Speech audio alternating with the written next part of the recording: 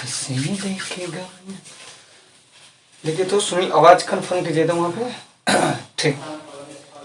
जय हिंद साथियों, मैं अनिल कुमार फिर से अपने यूट्यूब चैनल में आप लोगों का स्वागत करता हूं। दोस्तों आज का जो मेरा टॉपिक है वो आपको पॉलिटिकल सीरीज के अंतर्गत आने वाले जो एडवांस फैक्टर है उसका यह आपको छठा टॉपिक है, जिसमें हम लोग क्या करेंगे कि बहुत सारे ऐसे क्वेश्चंस होंगे जो हमारे कोचिंग के नोट से संबंधित है, उसका हम लोग क्या करेंगे एनालिसिस करेंगे। और जो लोग नए हैं चैनल पे पहली बार देख रहे हैं वो हमारे टेलीग्राम ग्रुप को ज्वाइन करेंगे, अनिल आर्ट्स क्लासेस सीतामढ़ी।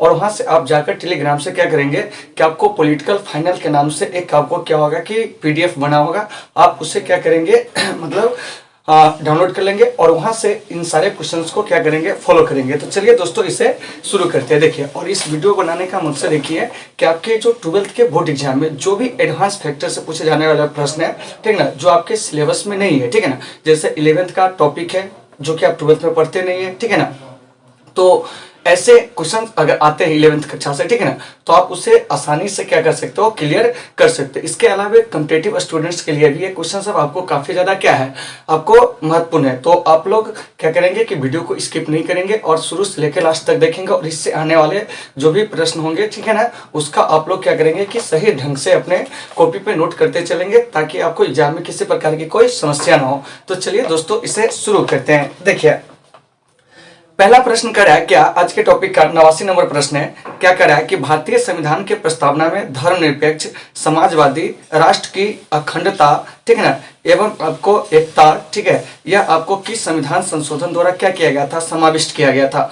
तो आपको ऑप्शन में कह रहा है 42वां संविधान संशोधन, ठीक है ना, 40वां संविधान संशोधन, 44वां संविधान संशोधन, 52वां संविधान संशोधन। तो इसका जो सही आंसर हो जाएगा वो आपको 52वां संविधान संशोधन होगा। तो एक चीज को आपको यहाँ से क्या करना है कि बेहतर तरीके से याद रखना है, ठीक है ना। तो सबसे पहले आपको तो पहला क्वेश्चन ये पूछा जाएगा कि 42वां संविधान संशोधन हुआ था कब। तो देखिए, तो ये जो 42वां संशोधन है याद रखिएगा, ठीक है ना, ये आपको संविधान में जो हुआ था वो आपको कब हुआ था, 1976 में। याद देखिएगा कि 42वां संविधान संशोधन कब हुआ था, तो आपको 1976 में। एक नंबर प्रश्न में तो आपको सबसे पहले यही पूछा जाएगा, ठीक है ना। और 42वें संविधान संशोधन के द्वारा क्या हुआ था कि हमारे संविधान की प्रस्तावना में भी आपको संशोधन किया गया था। क्या किया गया था कि प्रस्तावना में भी आपको संशोधन किया गया था। तो आपका यहाँ से प्रश्न आएगा कि सर संविधान की जो प्रस्तावना में संशोधन हुआ था वो कब हुआ था, तो वो आपको 1976 में हुआ था, ठीक है ना, कि संविधान संशोधन के द्वारा। तो आपको 42वें संविधान संशोधन के द्वारा। और संविधान की प्रस्तावना में अब तक मात्र एक बार ही क्या है कि संशोधन हुआ है, क्या हुआ है, संशोधन हुआ है। तो आपने यहाँ से प्रश्न आएगा कि सर ये जो प्रस्तावना का विचार है, क्या है, प्रस्तावना, या इसी को कहते हैं उद्देश्य का, क्या कहते हैं, उद्देश्य का, इसका विचार जो है भारतीय संविधान में कहां से प्रेरित है। तो देखिए हमारे देश के जो आपको संविधान की प्रस्तावना है, ठीक है ना, जिसे संविधान का कुंजी कहा जाता है, जिसे संविधान का परिचय पत्र कहा जाता है, जिसे संविधान की राजनीतिक जन्म कुंडली कहा जाता है, तो ये जो सारे चीज है वो, ठीक है ना, वो आपको कहां से प्रेरित है। तो सबसे पहले आपको अमेरिका के संविधान से। तो याद रखना है कि संविधान की प्रस्तावना या उद्देश्य का जो है वो आपको अमेरिका से प्रेरित है। कहां से प्रेरित है, अमेरिका से प्रेरित है। इन बातों को अच्छे से याद रखना है।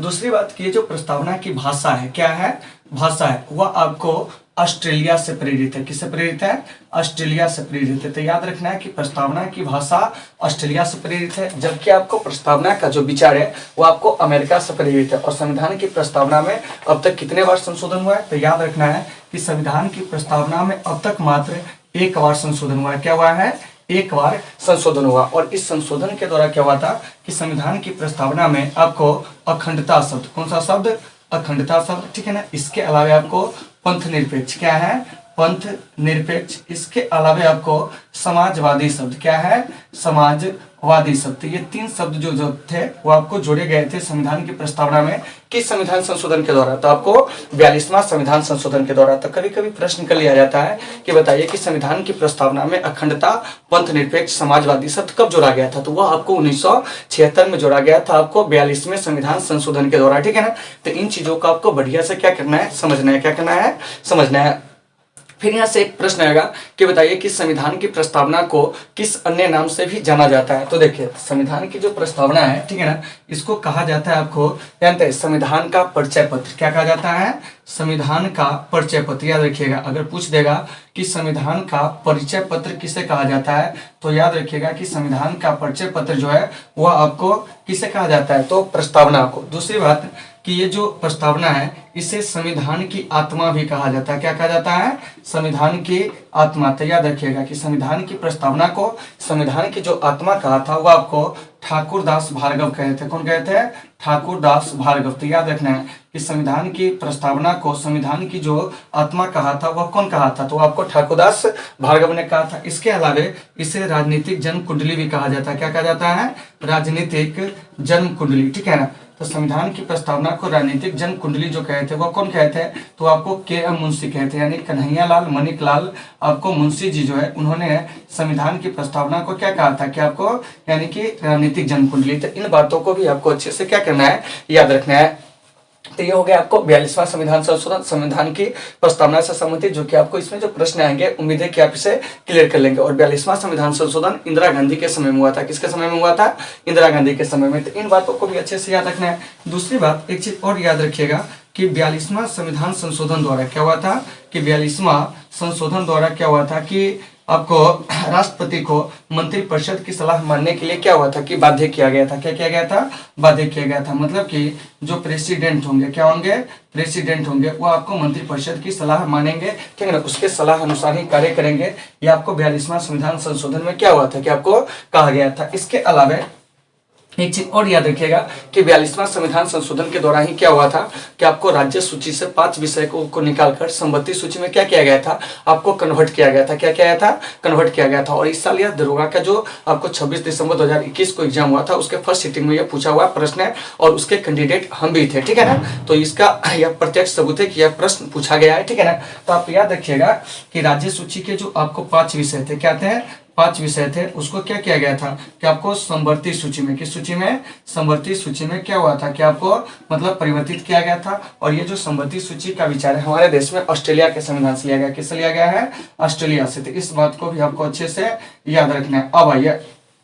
अब है कि आपको 42वें संविधान संशोधन के द्वारा ही हमारे संविधान में क्या हुआ था कि आपको फंडामेंटल ड्यूटीज को जोड़ा गया था। यानी कहने का मतलब हुआ कि मौलिक कर्तव्य को जोड़ा गया था। तो प्रश्न आएगा कि मौलिक कर्तव्य को कब जोड़ा गया था? तो यह आपको 1976 में किस संविधान संशोधन के द्वारा? 42वें संविधान संशोधन के द्वारा।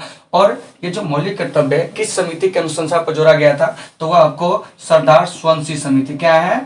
सरदार स्वंसी समिति। तो आपको याद रखना है कि सरदार स्वंसी समिति के अनुशंसा पर संविधान में क्या हुआ था कि आपको मौलिक कर्तव्य को जोड़ा गया था। तो इन बातों को आपको अच्छे से क्या करना है? याद रखना है। ठीक है ना। फंडामेंटल ड्यूटी जो शुरू में था वो आपको 1976 में जब जोड़ा गया था तो वो कितना था? तो आपको 10 था, जो कि अभी बढ़कर 11 हो गया। यानी कि वर्तमान में भारतीय नागरिकों को, तो याद रखिएगा कि मौलिक कर्तव्य जो है ना वो केवल भारतीय नागरिकों के लिए है। ठीक है ना। तो शुरू में जब 1976 में से जोड़ा गया था तो उस समय मौलिक कर्तव्य कितने थे? आपको 10 थे और अभी बढ़कर कितना हो गया? 11। हालांकि सरदार स्वंसी समिति ने क्या किया था कि आपको मौलिक कर्तव्य जो थे उस समय आपको 8 बताए थे। कितने बताए थे? 8। लेकिन इंदिरा गांधी की सरकार ने इसे नहीं माना। ठीक है ना। हालांकि ये जो सरदार स्वंसी है इन्होंने कर देना भी क्या था कि आपको मौलिक कर्तव्य में शामिल करने की बात कही थी, लेकिन इंदिरा गांधी सरकार ने इनकी इन बातों को नहीं माने और आपको सरदार स्वंसी समिति के अनुशंसा पर ही क्या हुआ था कि उस समय जो मौलिक कर्तव्य थे वो क्या किया गया? आपको 10 भारतीय नागरिकों को दिया गया। लेकिन आपको एक जो मौलिक कर्तव्य है वो आपको 86वें संविधान संशोधन 2002 के द्वारा जो आपको क्या है कि प्राथमिक शिक्षा जो है, कहने का मतलब हुआ कि 6 से लेकर 14 वर्ष तक के बच्चे को जो क्या करना है? शिक्षा दिलाना है। ठीक है ना।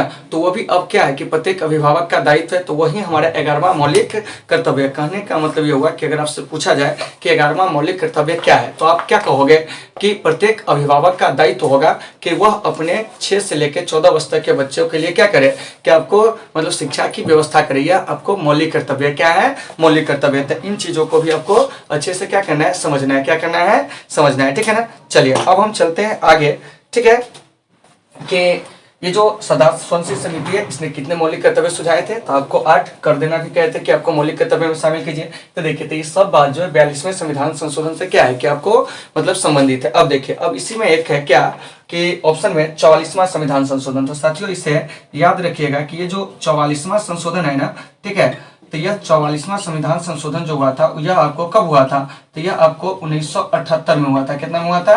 1978 में। और 44वें संविधान संशोधन के द्वारा संपत्ति के अधिकार को मौलिक अधिकार की सूची से हटाकर इसे क्या किया गया जानते हैं कि इसे कानूनी अधिकार के तहत संविधान के अनुच्छेद 300 के कमी से क्या कर दिया गया कि आपको डाल दिया गया। तो इस बात को याद रखना है। दूसरी बात कि 44वें संविधान संशोधन में ही यह बात कही गई थी कि ये जो आपको राष्ट्रपति है वो आपको मंत्रिपरिषद की सलाह मानने के लिए बाध्य नहीं है। हालांकि राष्ट्रपति के कुछ शक्ति को यहाँ पर क्या किया गया कि आपको मतलब कि बढ़ाया गया, लेकिन इसमें भी मतलब उसको सीमित किया गया कि हाँ कि राष्ट्रपति जो है मंत्रिपरिषद की सलाह मानने के लिए बाध्य नहीं। मतलब कि एक बार वह क्या हो सकता है कि किसी विधेयक को, ठीक है ना, कि आपको पुनर्विचार के लिए लौटा सकते हैं, लेकिन अगर दोबारा वही विधेयक आएगा तो राष्ट्रपति को क्या है कि उस पर हर हाल में अनुमति देना है, ठीक है ना। तो यहाँ पर क्या हुआ जानते हैं कि हल्का सा क्या हुआ था कि राष्ट्रपति के जो शक्ति था जो कि इंदिरा गांधी के द्वारा बांध दिया गया था, उसको मोरारजी देसाई सरकार के द्वारा थोड़ा सा उसको क्या किया गया, ढीला किया गया, ठीक है ना। बाकी यहाँ पर भी राष्ट्रपति की शक्ति जो है उसे क्या कह सकते हैं हम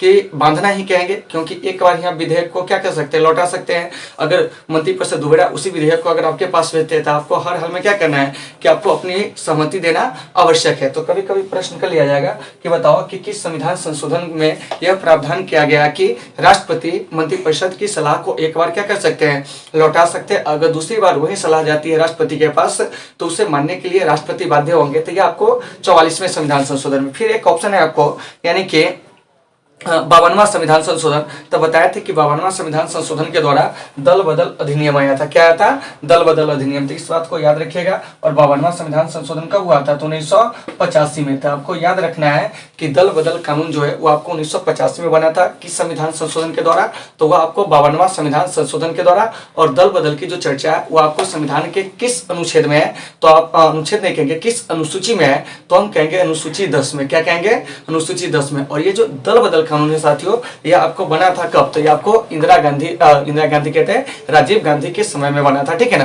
तो इन बातों को आपको अच्छे से याद रखना। और जब भी राजीव गांधी का अगर आपके मन में ख्याल आए तो एक बात याद रखिएगा कि राजीव गांधी को मिस्टर क्लीन के नाम से भी क्या होते हैं कि आपको जाने जाते हैं। और ये सबसे कम उम्र में देश के प्रधानमंत्री बनने वाले व्यक्ति थे। मतलब कि मात्र आपको 40 साल की उम्र में ये क्या हुए थे कि आपको देश के प्रधानमंत्री बने थे अपनी माता की मृत्यु के बाद। और इनकी माता कौन थी, इंदिरा गांधी, जिन्हें हम लोग आयरन लेडी ऑफ इंडिया के नाम से भी क्या करते हैं, जानते हैं। जिन्होंने पहली बार क्या हुए थे कि 14 बड़े बैंकों का राष्ट्रीयकरण 19 जुलाई 1969 को किए थे। और उसके बाद जब उस सत्ता में इंदिरा गांधी जो थी दूसरे टर्म में 1980 में जब वापस लौटी थी तो 15 अप्रैल 1980 को 6 बड़े बैंकों का राष्ट्रीयकरण किया था, ठीक है ना। तो इंदिरा गांधी को हम लोग आयरन लेडी ऑफ इंडिया के नाम से मतलब जानते हैं। और इन्होंने अपने हिसाब से क्या हुआ था कि संविधान में कई सारे संशोधन मतलब कि करवाए हुए थे। तो इन बातों को भी आपको अच्छे से समझना है। तो इंदिरा गांधी पर आपको विशेष चीजें जो है वो आपको प्रधानमंत्री से संबंधित जो वीडियो सब है उसमें आपको बता दिए गए। तो आप वहां से जाकर क्या करेंगे, फॉलो करेंगे, ठीक है ना। चलिए आगे देखिए। अगला कह रहा है कि भारतीय संविधान के किस संशोधन द्वारा नागरिकों के मौलिक कर्तव्यों को शामिल किया गया है। तो अभी बताएं कि 42वें संशोधन द्वारा क्या हुआ था कि आपको संविधान में मौलिक कर्तव्यों को समावेश किया गया है सदाशिववंशी समिति के अनुशंसा पर। तो आपका ये जो 90 नंबर क्वेश्चन ये भी क्लियर हो गया। अब कह रहा है कि सिक्किम को पूर्णतः राज्य का दर्जा किस संविधान संशोधन अधिनियम द्वारा दिया गया था। तो साथियों याद रखना कि ये जो सिक्किम है, क्या है, सिक्किम है, यह भारत का 22वां राज्य बना था। याद रखिएगा कि सिक्किम जो है भारत का कौन सा राज्य बना था, तो आपको 22वां राज्य, कौन सा राज्य बना था, 22वां राज्य। तो यहाँ से क्वेश्चन पूछा जाएगा कि सिक्किम को राज्य का जो दर्जा मिला था किस संविधान संशोधन के द्वारा। तो ये आपको 36वां संशोधन द्वारा, किस संशोधन द्वारा, 36वां संशोधन द्वारा सिक्किम को क्या हुआ था कि आपको राज्य का दर्जा दिया गया था। तो इस बात को आपको अच्छे से याद रखना है। फिर यहाँ से क्वेश्चन आएगा कि ये जो सिक्किम है यह भारत का सहवर्ती राज्य कब बना था। तो साथियों सिक्किम जो है भारत का सहवर्ती राज्य जो बना था वह आपको 1974 में बना था। जबकि अगर पूर्ण राज्य कहे, क्या कहे, पूर्ण राज्य, तो यह आपको 1975 में बना था। कब बना था, 1975 में। तो आपको याद रखना है कि सिक्किम भारत का सहवर्ती राज्य कब, तो 1974 में। पूर्ण राज्य कब बना था, तो 1975 में। और सिक्किम भारत का क्या राज्य है, तो आपको 22वां राज्य है। तो देखिए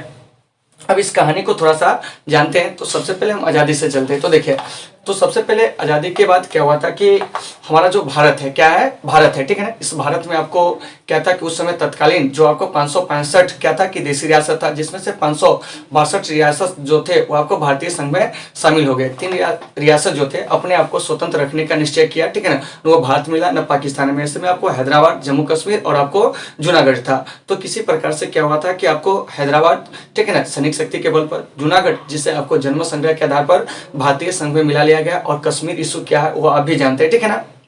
तो ऐसे में एक विशाल भारत संघ का क्या हुआ, निर्माण हुआ। क्या हुआ, निर्माण हुआ। अब यहाँ से क्या हुआ कि आजादी के बाद एक समस्या आई कि भारत में राज्यों का गठन कैसे किया जाए, क्योंकि भारत जो है आपको एक विशाल देश था, विविधता से भरा देश था।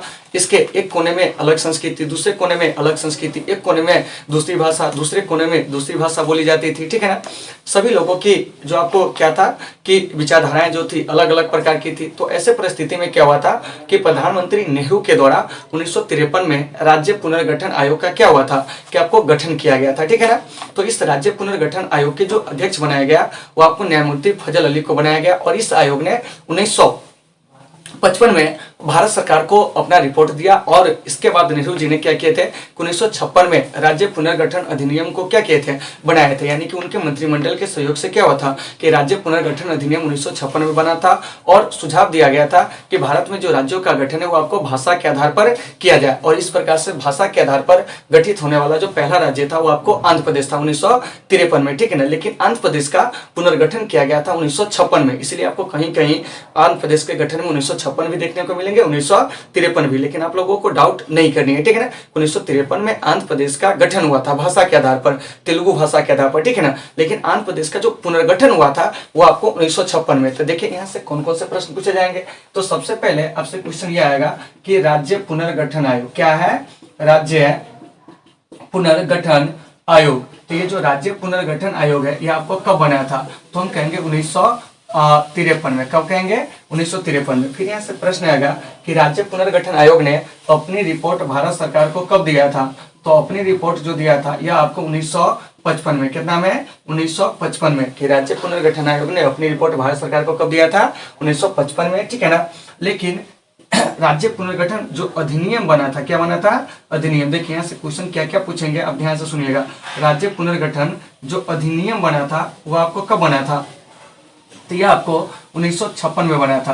और जब राज्य पुनर्गठन आयोग ने अपनी रिपोर्ट दिया था भारत सरकार को, तो कहा था कि भारत में राज्यों का जो गठन किया जाए ना वो आपको भाषा के आधार पर, किसके आधार पर, भाषा के आधार पर, ठीक है ना। तो जिस समय आपको राज्य पुनर्गठन अधिनियम बना था उस समय अगर हम बात करते हैं भारत में राज्यों की, तो उस समय भारत में 14 राज्य जो थे वो आपको उसका पुनर्गठन हुआ था। इसके अलावा आपको 6 संघ राज्य बना था। क्या बना था, 6 संघ राज्य बना था। तो कभी कभी प्रश्न कर लिया जाएगा कि राज्य पुनर्गठन अधिनियम 1956 के अनुसार राज्य उस समय कितने थे, तो 14, और संघ राज्य कितने थे, तो आपको 6 थे। और राज्य पुनर्गठन आयोग के जो अध्यक्ष थे न्यायमूर्ति फजल अली। तो फजल अली ने क्या कहा था कि भाषा के आधार पर राज्यों का गठन किया जाए, ऐसा उन्होंने सुझाव दिया, ठीक है ना। तो इसके बाद 1956 में आपको क्या है कि पंजाब और बंबई जो है द्विभाषी राज्य बना। उसके बाद 1960 में, कितना में, 1960 में, याद रखिएगा। तो 1960 में आपको 2 राज्य बने थे। एक आपको बंबई से अलग होकर बना था आपको महाराष्ट्र। क्या बना था, महाराष्ट्र, ठीक है ना। तो ये जो महाराष्ट्र बना था ये आपको मराठी भाषा के आधार पर, किस भाषा के आधार पर, मराठी भाषा के आधार पर। और ये जो गुजरात है 1960 में ही बना था आपको गुजराती भाषा के आधार पर, किसके आधार पर, गुजराती भाषा के आधार पर। तो इन चीजों को भी आपको अच्छे से याद रखना है। उसके बाद क्या हुआ था 1963 में नागालैंड जो है, याद रखिएगा, यह आपको सामरिक महत्व के आधार पर क्या हुआ था कि सबसे पहले नागालैंड राज्य बना था। और नागालैंड राज्य जो बना था वो आपको असम से हटकर बना था, मतलब असम को काटकर नागालैंड को क्या हुआ था कि आपको बनाया गया था। उसके बाद 1966 में आपको पंजाब, क्या है कि आपको पंजाब और आपको हरियाणा बना था। क्या बना था, हरियाणा बना था साथियों। और याद रखिएगा पंजाब हरियाणा की राजधानी एक ही जगह है और वह है आपको चंडीगढ़। क्या है, चंडीगढ़। और चंडीगढ़ स्वयं आपको एक यूटी है। क्या है, यूटी है, यानी कि संघ शासित प्रदेश है। तो इन बातों को भी आपको अच्छे से याद रखना है। 1971 में बना था आपको हिमाचल प्रदेश। कौन बना था, हिमाचल प्रदेश। तो इस प्रकार से इसको भी आपको याद रखना है। 1971 में हिमाचल प्रदेश। 1972 में 3 राज्य बने थे। क्या बने थे, 3 राज्य। तीन राज्य में कौन कौन था, तो एक है आपको त्रिपुरा। क्या है, त्रिपुरा है, ठीक है ना। त्रिपुरा के अलावे जो हो जाएगा आपको मेघालय। क्या है, मेघालय, ठीक है ना। मेघालय के अलावे जो है वो आपको मणिपुर। क्या है, मणिपुर। तो ये तीनों राज्य जो बना था कब बना था, तो 1972 में। उसके बाद देखिए 75 में आपको सिक्किम बना था, तो लिखने की आवश्यकता है नहीं। चलिए अब हम यहाँ से चलते हैं 1987 में। क्या है, 87 में। तो 1987 में भी आपको 3 राज्य बने थे। देखिए वो 3 राज्य कौन कौन है, तो इसमें आपको एक गोवा है। कौन है, गोवा है। गोवा के अलावा आपको अरुणाचल प्रदेश। क्या है, अरुणाचल प्रदेश। और साथियों अरुणाचल प्रदेश के अलावे जो है वो आपको एक और बना था जिसका नाम है आपको मिजोरम। क्या है, मिजोरम। तो आपको याद रखना है। क्या है, याद रखना है। उसके बाद आपको 2000 में, क्या है, 2000 में आपको 3 राज्य बने थे। एक आपको झारखंड, याद रखिएगा। क्या बना था, झारखंड, ठीक है ना। क्या बना था, झारखंड, ठीक है ना। झारखंड के अलावा आपको छत्तीसगढ़। क्या है, छत्तीसगढ़। छत्तीसगढ़ के अलावा आपको एक राज्य और बना था, उसका नाम है आपको उत्तराखंड। क्या है, उत्तराखंड। क्या है, उत्तराखंड। और 2014 में कितना में, मतलब 2 जून 2014 को क्या हुआ था कि आपको एक और राज्य भारत में बना था, 29वां राज्य, ठीक है ना, भारत का जो बना था आपको मतलब कि तेलंगाना। और तेलंगाना की राजधानी जो है आपको कहाँ है, तो हैदराबाद है। क्या है, हैदराबाद है। और तेलंगाना जो बना था वो आपको आंध्र प्रदेश को विभाजित करके क्या हुआ था कि आपको बना था। तो देखिए यहाँ से क्वेश्चन कैसे पूछे जाएंगे आपसे, थोड़ा सा ध्यान दीजिएगा। क्या करना है, आपको ध्यान देना है। जैसे देखिए कि सबसे पहले कि राज्य पुनर्गठन आयोग कब बना था, 1953 में, ठीक है ना। किसकी अध्यक्षता में, तो न्यायमूर्ति फजल अली की अध्यक्षता में। राज्य पुनर्गठन आयोग ने अपनी रिपोर्ट कब दिया था, 1955 में। और 1955 में इसने बताया था कि भारत में राज्यों का जो गठन किया जाए वो आपको भाषा के आधार पर किया जाए। कैसे किया जाए, भाषा के आधार पर, ठीक है ना। तो ये जो राज्य पुनर्गठन अधिनियम बना था 1956 में। और उसके बाद क्या हुआ था कि भारत में आपको 14 राज्य और 6 संघ राज्य जो थे वो आपको उस समय तत्काल में बने थे। और 1956 में ही आपको बंबई और इसके अलावा पंजाब जो था आपको द्विभाषी राज्य बना था। उसके बाद 1960 में आपका महाराष्ट्र गुजरात का गठन हुआ था। उसके बाद 1963 में नागालैंड का गठन सामरिक महत्व के आधार पर हुआ था, असम से कट के, ठीक है ना। 1966 में पंजाब हरियाणा। उसके बाद 1971 में हिमाचल प्रदेश, 1972 में त्रिपुरा मेघालय मणिपुर। उसके बाद 87 में आपको गोवा अरुणाचल प्रदेश मिजोरम। और 2000 में झारखंड छत्तीसगढ़ उत्तराखंड। और इसके बाद जो है 2 जून 2014 को आपको तेलंगाना जो था वह भारत का क्या हुआ था कि आपको 29वां राज्य बना था। इन बातों को भी आपको अच्छे से याद रखना है। तो ये सब क्वेश्चन पूछे जाएंगे, ठीक है ना। सिक्किम भारत का कैमा राज्य बना था, 22वां राज्य देखिए। और झारखंड आपको 28वां राज्य बना था, ठीक है ना। और ये जो आप देखें उत्तराखंड ये आपको 27वां राज्य बना था। और छत्तीसगढ़ जो है वो आपको 26वां राज्य बना था। क्या हुआ था, 26वां राज्य बना था। तो इस प्रकार से क्या है कि राज्य पुनर्गठन अधिनियम से पूछे जाने वाले जो प्रश्न है उसको आप इजी वे में क्या कर सकते हो कि क्लियर कर सकते हो। तो आप लोग इसका जल्दी से क्या करेंगे, स्क्रीनशॉट ले लेंगे। फिर हम आते हैं तो आपको अगले टॉपिक पर हम लोग क्या करेंगे, एनालिसिस करेंगे। तो आप लोग फटाफट इसका स्क्रीनशॉट ले लीजिए।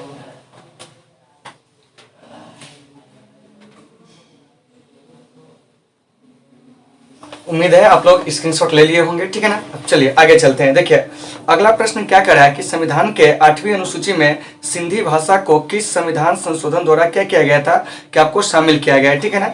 तो देखिए तो संविधान के 8वीं अनुसूची जो है उसका संबंध भाषा से। और ये जो आपको क्या है कि सिंधी भाषा है, इसे 1967 में क्या होता है कि संविधान में आपको क्या हुआ था कि 21वां संशोधन करके क्या हुआ था कि इसे शामिल किया गया था। तो सबसे पहले आपसे यहाँ से प्रश्न क्या पूछा जाएगा कि कौन सी अनुसूची किससे संबंधित है, उसको तो हम बाद में जानेंगे। सबसे पहले जान लीजिए कि ये जो आपको 8वीं अनुसूची है, क्या है, 8वीं अनुसूची। तो इस 8वीं अनुसूची का जो संबंध है ना वो आपको भाषा से, किससे है, भाषा से। और अभी आपको 8वीं अनुसूची में जो अनुसूचित भाषा है उसकी संख्या जो है वो आपको 22 है। क्या है, 22 है, ठीक है ना।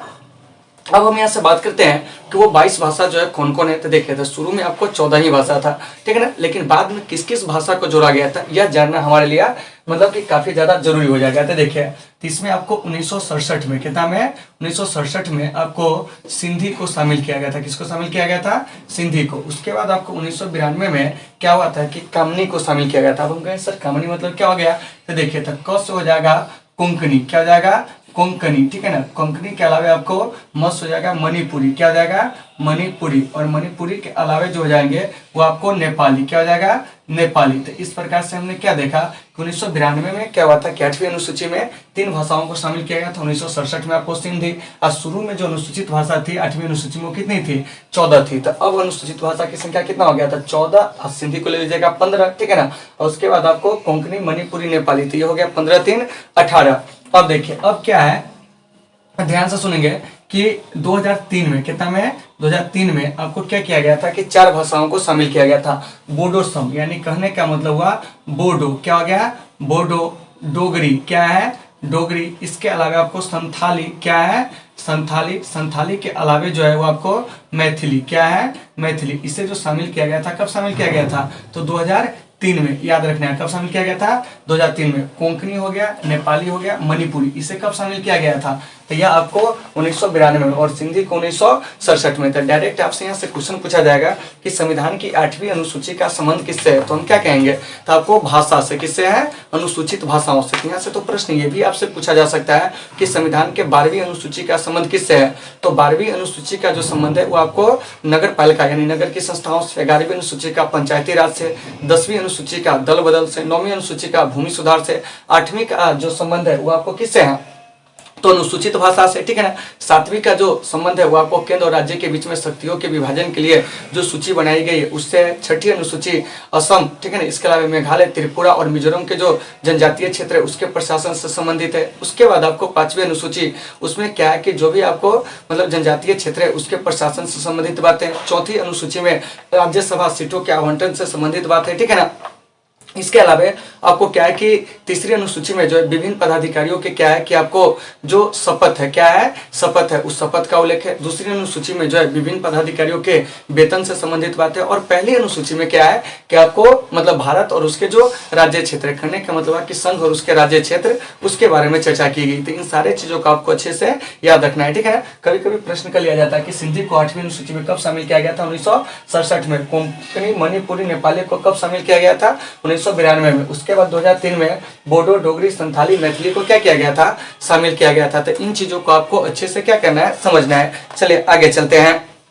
अगला प्रश्न जो है हमारा, क्या ध्यान से सुनिएगा कि प्रथम संवैधानिक संशोधन अधिनियम किससे संबंधित है? तो देखिए, देश की सुरक्षा से, भारत के प्रधानमंत्री की सुरक्षा से, कुछ राज्यों के कृषि भूमि सुधार से, स्थानीय स्वशासन से। तो देखिए, अभी बताए थे कि प्रथम संविधान संशोधन जो हुआ था 1951 में, याद रखिएगा। कभी कभी यह भी प्रश्न कर लिया जाता है कि पहला संविधान संशोधन कब हुआ था? तो देखिए, पहला संशोधन जो हुआ था वो आपको 1951 में हुआ था। कितना में हुआ था? 1951 में हुआ था। इस बात को आपको अच्छे से याद रखना है। और पहला संविधान संशोधन का जो संबंध है वो आपको भूमि सुधार से, किससे है? भूमि सुधार से। तो याद रहेगा कि पहला संविधान संशोधन का संबंध किससे है? तो आपको भूमि सुधार से। किससे है? भूमि सुधार से। तो इन चीजों का आपको बेहतर तरीके से समझना। और पहले संविधान संशोधन के दौरान ही संविधान में क्या हुआ था कि 1951 में ही आपको 9वीं अनुसूची को क्या किया गया था कि आपको जोड़ा गया था। तो याद रखना है कि संविधान में 9वीं अनुसूची को कब जोड़ा गया था? तो आपको 1951 में पहले संविधान संशोधन के द्वारा। तो इन चीजों को आपको अच्छे से देखना है। अब देखिए, वही प्रश्न अगला कर रहा है 94 कि भारत के संविधान में प्रथम संशोधन किस वर्ष किया गया था? तो वह आपको 1951 में, ठीक ना। 7वां संशोधन 1956 में जो इंपोर्टेंट है। 52वां आपको 1985 में, 73वां 1992 में, और 74वां जो है वो आपको कब मतलब संशोधन हुआ था? तो यह भी आपको 1992 में। तो इन चीजों को आपको अच्छे से क्या करना है, याद रखना है। 42वां 1976 में, 44वां 1978 में, ठीक है। तो ये सब आपको संविधान के कुछ क्या है कि आपको महत्वपूर्ण संशोधन है जो आपको जानना क्या है, बेहद जरूरी है। चलिए आगे चलते हैं। अगला प्रश्न हमारा क्या कर रहा है उस पर हम लोग ध्यान देते हैं, ठीक है ना। देखिए, कर रहा है कि संविधान के किस भाग एवं अनुच्छेद में संविधान संशोधन प्रक्रिया का उल्लेख है? तो ध्यान रखिएगा कि संविधान संशोधन प्रक्रिया का जो उल्लेख है, याद रखना है कि संविधान, ठीक है ना, संशोधन प्रक्रिया क्या है? संविधान संशोधन प्रक्रिया।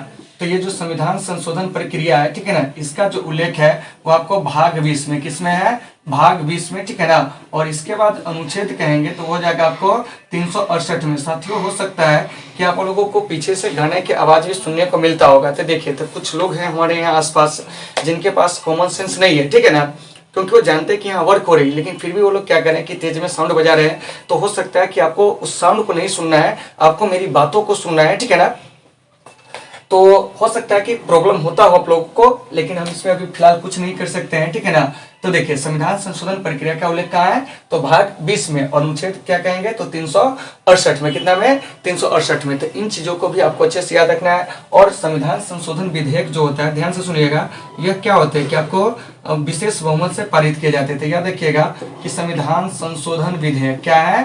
संविधान संशोधन विधेयक, ठीक है, ये आपको कैसे पारित किए जाते हैं? संसद से। तो आपको विशेष बहुमत से। क्या है? विशेष बहुमत से। विशेष बहुमत हम उसको कहते हैं जिसमें आधे से अधिक सदस्यों की सहमति क्या होती है कि आपको आवश्यक होती है। और एक चीज याद रखिएगा कि संविधान संशोधन से संबंधित विधेयक पर कभी भी आपको संयुक्त अधिवेशन राष्ट्रपति के द्वारा नहीं बुलाया जा सकते। इस बात को भी आपको अच्छे से याद रखना है। संविधान संशोधन विधेयक को क्या है कि लोकसभा और राज्यसभा दोनों से क्या है कि आपको 2/3 बहुमत से पास होना क्या है कि आपको अनिवार्य है, ठीक है। और संविधान संशोधन विधेयक पर राष्ट्रपति जो है कभी भी अपने आपको निषेधाधिकार शक्ति यानी कि वीटो का जो प्रयोग है वो आपको नहीं कर सकते। तो इन बातों को भी आपको अच्छे से समझना है। चलिए आगे चलते हैं।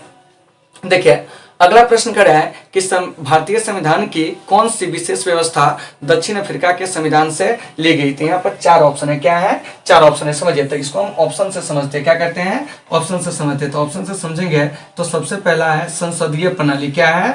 संसदीय प्रणाली, ठीक है ना। तो देखिए संसदीय प्रणाली कहाँ से लिए गए हैं, ब्रिटेन से, और ब्रिटेन से आपको संसदीय प्रणाली के साथ साथ आपको एकल नागरिकता भी लिया गया। क्या लिया गया है, एकल नागरिकता भी। तो साथियों याद रखना है कि एकल नागरिकता और संसदीय प्रणाली कहाँ से, तो आपको ब्रिटेन से। दूसरा ऑप्शन कह रहा है आपको क्या, ध्यान से सुनिएगा, वह है आपको मूल अधिकार। क्या है, मूल अधिकार। तो देखिए तो ये जो मूल अधिकार है यह भारतीय संविधान में अमेरिका से प्रेरित है। किससे प्रेरित है, अमेरिका से प्रेरित है। और इसकी जो चर्चा है किस भाग में है मूल अधिकार की, तो भाग आपको 3 में अनुच्छेद 12 से 35 में याद रखना है। आगे चलिए, अगला जो है ऑप्शन वो है आपको संविधान संशोधन, ठीक है ना।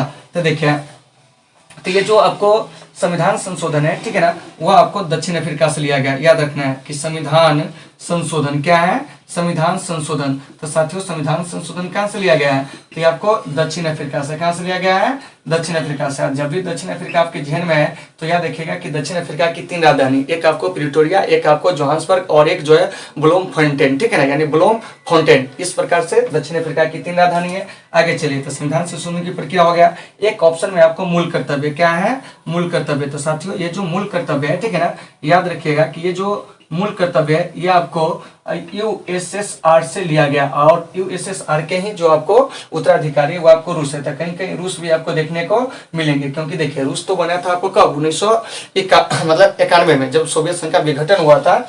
तो उसी विघटन का क्या है कि सबसे बड़ा उत्तराधिकारी जो बना वो कौन बना, रूस बना, जहाँ के भी राष्ट्रपति व्लादिमीर पुतिन है। तो देखिए मूल कर्तव्य कहाँ से, रूस से, ठीक है ना। संविधान संशोधन जो है दक्षिण अफ्रीका से, मूल अधिकार कहाँ से, अमेरिका से, संसदीय प्रणाली ब्रिटेन से, एकल नागरिकता ब्रिटेन से। तो आपका क्वेश्चन कर रहा है कि भारतीय संविधान की कौन सी विशेष व्यवस्था दक्षिण अफ्रीका के संविधान से ली गई, तो ये हो जाएगा संविधान संशोधन, जो कि यहाँ पर दिया गया है। अब देखिए करा कि मंडल कमीशन ने पिछड़े वर्ग के लिए कितने प्रतिशत आरक्षण दिया था, तो ये आपको 27%। कितना दिया था, 27%। तो सबसे पहले आप जान लीजिए कि हमारे भारत में वैसा कोई भी वर्ग नहीं है। देखिए अगर कोई कहता है कि मुझे आरक्षण नहीं मिलता है, कि मैं समाज के इस वर्ग से संबंध रखता हूं, मैं इस जाति से संबंध रखता हूं, मुझे आरक्षण नहीं है, तो ये गलत है। सीधे समझ लीजिए, अब हमारे संविधान में के अनुसार, ठीक है ना, कि समाज में हमारे कोई भी ऐसा वर्ग नहीं है जिससे आपको किसी न किसी आधार पर आरक्षण न मिलता हो, ठीक है ना। तो देखिए तो आज समाज में जो आरक्षण मिलने का आधार जो है वो आपको क्या है, तो आपको जाति है। क्या है, जाति है। हालांकि 2018 में जो आपको आर्थिक रूप से सवर्ण पिछड़ों को भी आरक्षण दिया गया, तो वहां पर आर्थिक ग्रुप कहा गया। क्या कहा गया है, आर्थिक ग्रुप, ठीक है ना।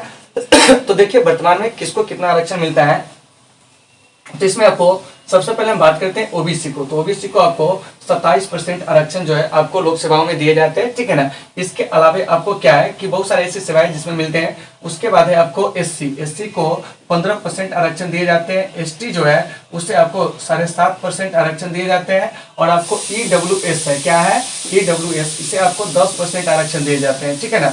तो सबसे पहले समझ लीजिए कि ओबीसी को कितना, 27%, एससी को 15%, और उसके बाद आपको क्या है, एसटी को 7.5%, ठीक है ना। और उसके बाद हो जाएगा ईडब्ल्यूएस, जिसे क्या हो जाएगा कि 10% आरक्षण दिया जाता है। ओबीसी मतलब अदर बैकवर्ड क्लासेज, मतलब कि आपको आर्थिक रूप से जो आपको क्या है कि आर्थिक और शैक्षिक रूप से जो आपको पिछड़े हुए जो आपको लोग हैं उन्हें, ठीक है ना, एससी यानी कि शेड्यूल कास्टेड, ठीक है ना। तो इससे जो मिलता है 15%, एसटी मतलब शेड्यूल ट्राइब्स, इससे जो मिलते हैं 7.5%। इसके अलावा आपको इकोनॉमिकली, ठीक है ना, मतलब आपको वीकर सेक्शन, क्या है, वीकर सेक्शन मतलब कि आर्थिक रूप से जो पिछड़े सवर्ण है उसे आपको क्या है कि 10% जो है आपको आरक्षण दिए जाते थे। इन चीजों को आपको अच्छे से क्या करना है, देख लेना है। देखिए इंग्लिश मेरा उतना अच्छा नहीं, उच्चारण हो सकता है थोड़ा बहुत गलत हो, तो आप देख लीजिएगा। तो इसको कहेंगे आर्थिक रूप से पिछड़े जो आपको सवर्ण है उसे 10% क्या है कि सरकार के द्वारा 2018 से आरक्षण दिए जाते हैं। तो अब हमारे समाज में कोई ऐसा वर्ग नहीं है जिसको आरक्षण नहीं दिया जाता है, ठीक है ना।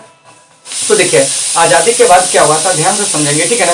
ओ भाई कुकर वाले थोड़ा सा ध्यान दीजिए ना, जल्दी से उसको आप पहले क्लियर कीजिए, उसके बाद हम बोलेंगे। आप चलिए देखिए, तो क्या हुआ था कि नेहरू सरकार के द्वारा क्या हुआ था कि पिछड़ा वर्ग की पहचान करने के लिए आपको प्रथम पिछड़ा वर्ग आयोग जो है वो आपको बनाया गया था 1900 कितना में था, आपको 54 में, ठीक है ना, कि प्रथम पिछड़ा वर्ग आयोग। क्या है, पिछड़ा वर्ग आयोग। तो प्रथम पिछड़ा वर्ग आयोग जो बना था वो आपको 1954 में बना था, काका साहब कालेलकर की अध्यक्षता में, और इस आयोग ने अपना रिपोर्ट दिया था आपको 1955 में। लेकिन सरकार ने इस आयोग की बात को क्या कर दिया, इनकार कर दिया, क्योंकि इसमें बहुत सारे ऐसे चीज थी जो आपको तथ्यपरक नहीं थे, ठीक है ना।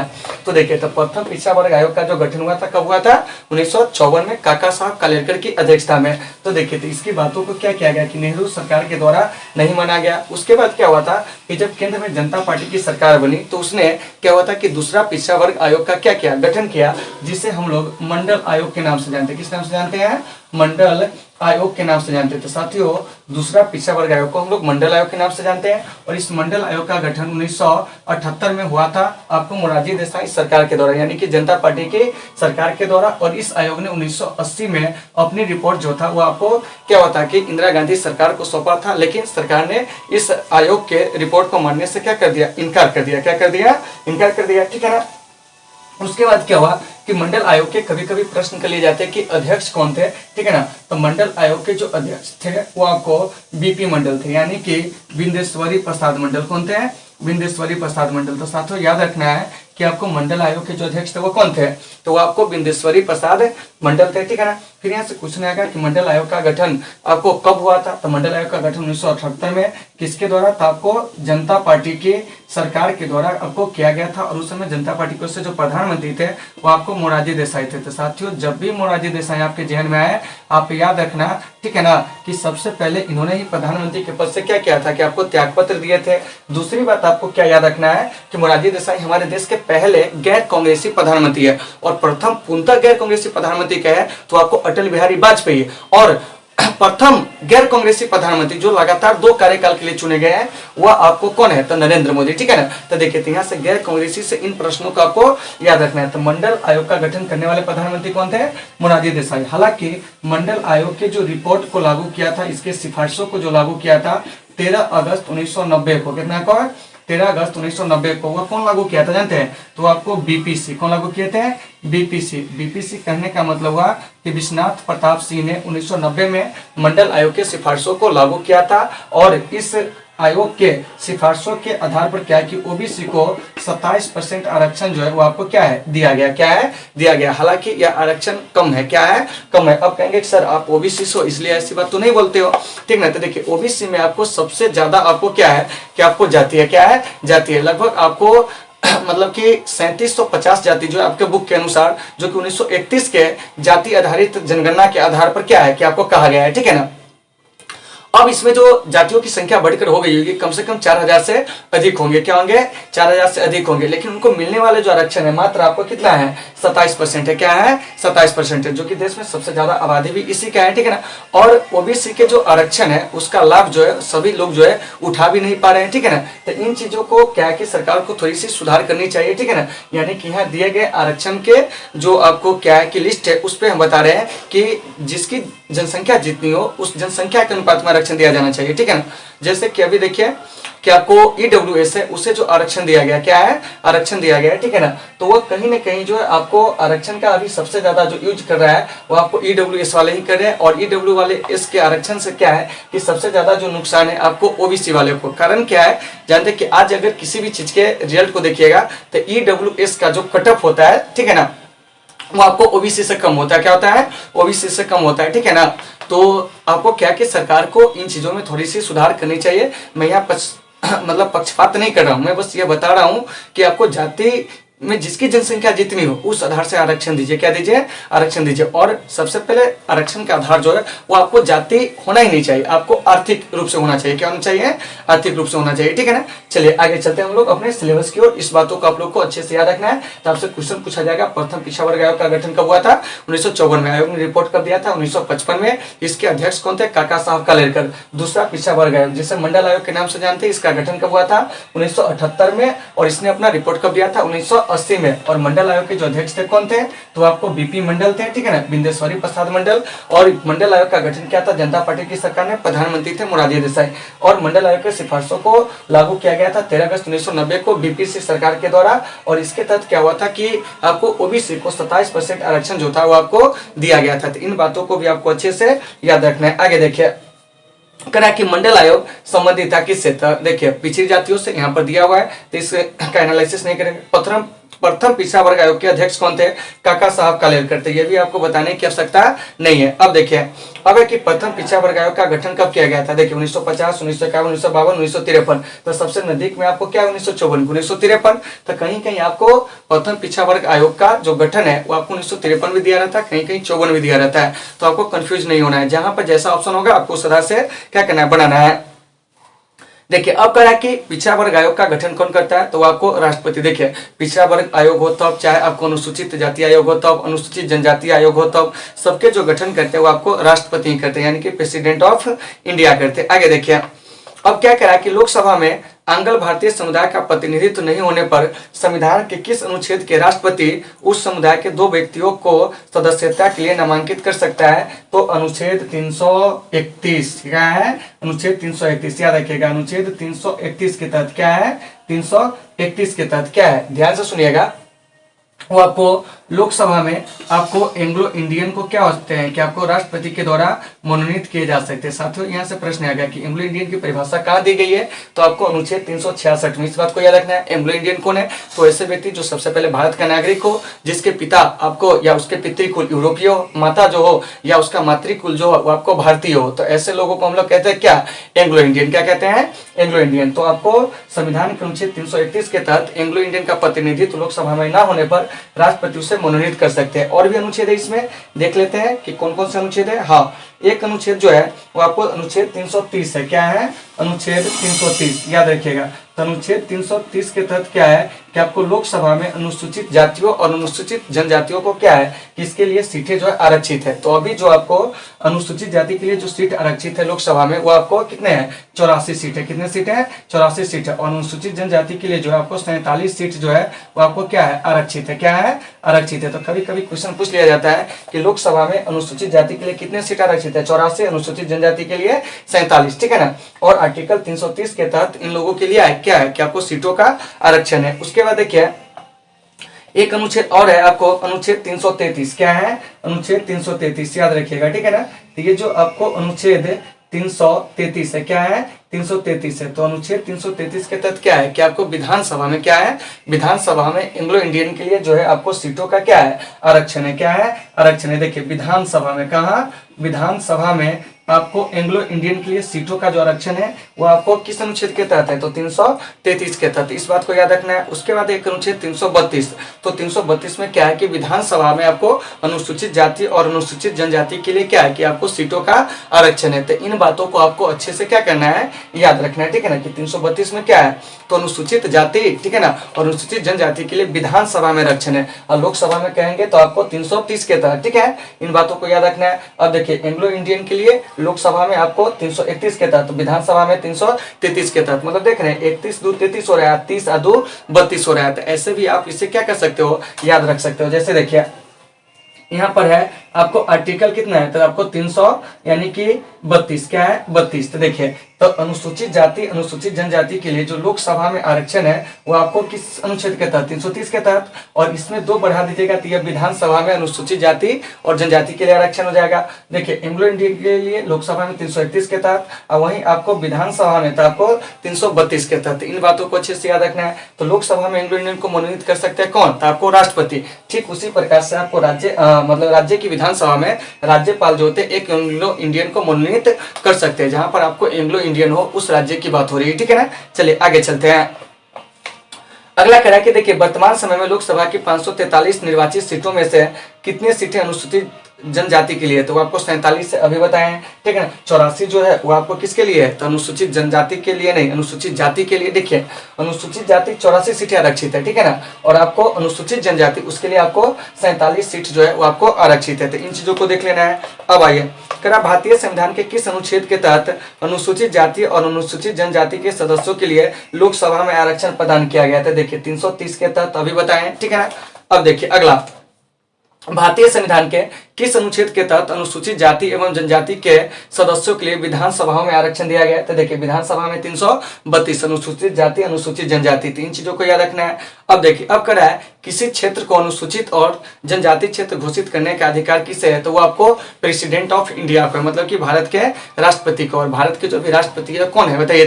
तो आपको श्री रामनाथ कोविंद है। और श्री रामनाथ कोविंद जो है वो आपको भारत के 14वें राष्ट्रपति थे। राष्ट्रपति से कुछ क्वेश्चन पूछा जाएगा। प्रथम राष्ट्रपति डॉक्टर राजेंद्र प्रसाद, लगातार 2 कार्यकाल के लिए निर्वाचित होने वाले राष्ट्रपति, तो वो कौन है? डॉक्टर राजेंद्र प्रसाद। प्रथम मुस्लिम राष्ट्रपति डॉक्टर जाकिर हुसैन, क्या है? जाकिर हुसैन, ठीक है ना। प्रथम कार्यवाहक राष्ट्रपति बीबी गिरी, क्या है? बीबी गिरी। सबसे कम उम्र में प्रधानमंत्री बनने राष्ट्रपति बनने वाले व्यक्ति नीलम संजीव रेड्डी, ठीक है ना।